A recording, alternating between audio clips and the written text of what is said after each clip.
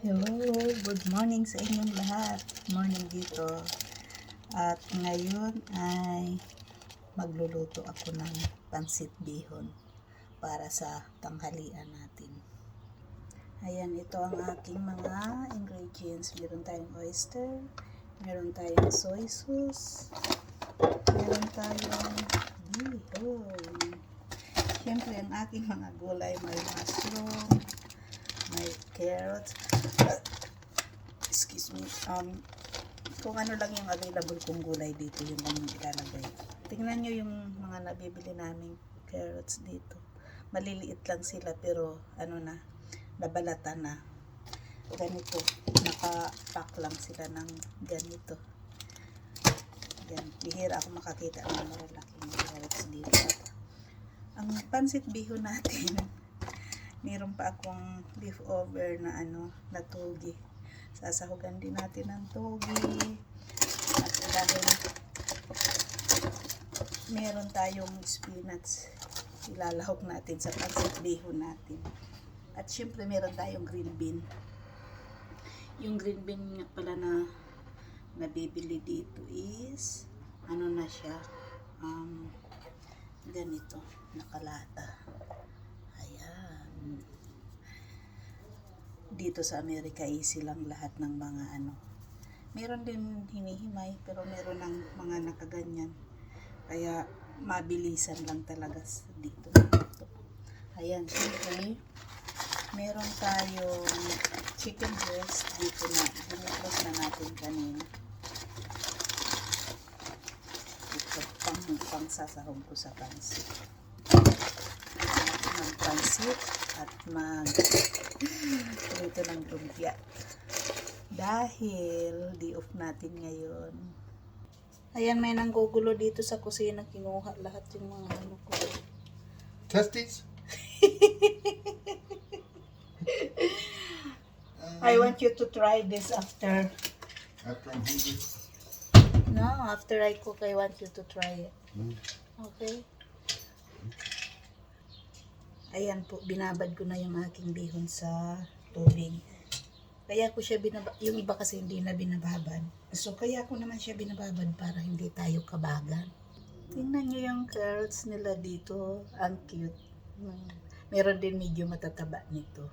Yan, ganyan. O, diba?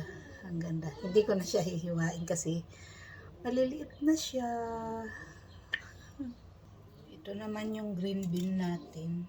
Tawag dyan is bagyo beans. Kukuha lang ako ng konti. Hindi ko siya lahat ilalagay kasi masyadong marami. Si tatay kasi hindi naman talaga siya kumakain ng pansit.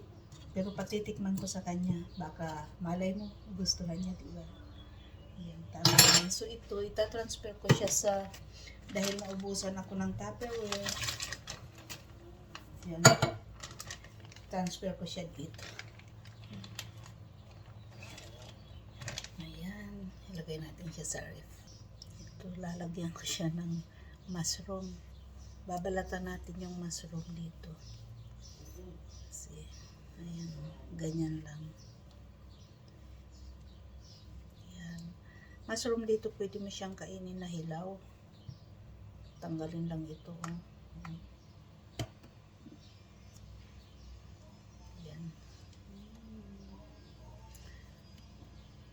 Maraming klase ng mushroom dito. Mabibili mo lahat.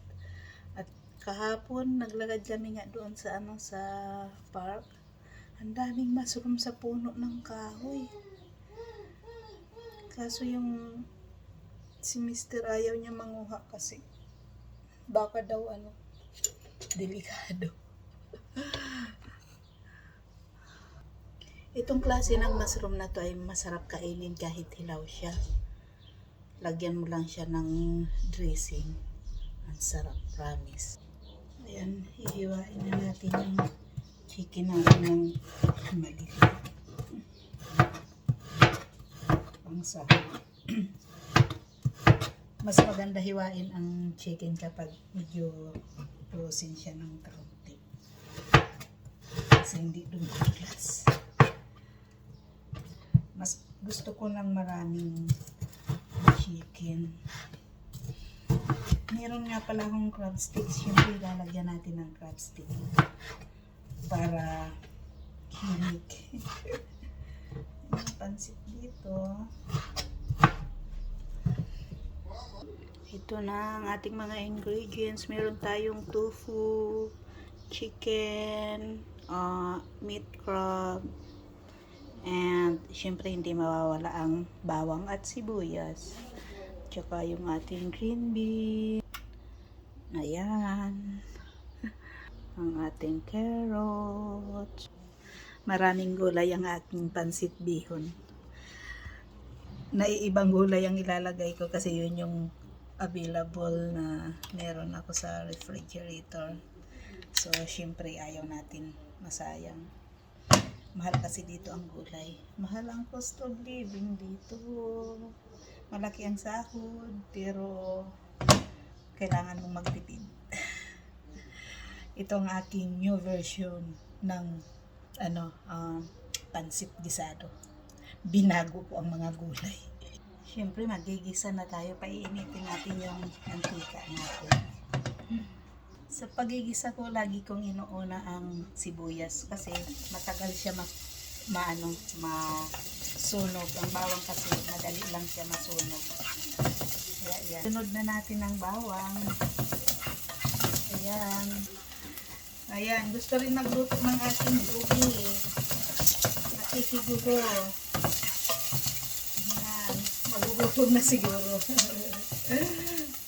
Sunod na natin ang ating chicken. Paglagay. Ang ating chicken. Tapos ito-cover natin siya ng kaunti hanggang sa maluto bago tayo mag-add ng mga gulay. Ayan, isunod na natin ang ating tofu.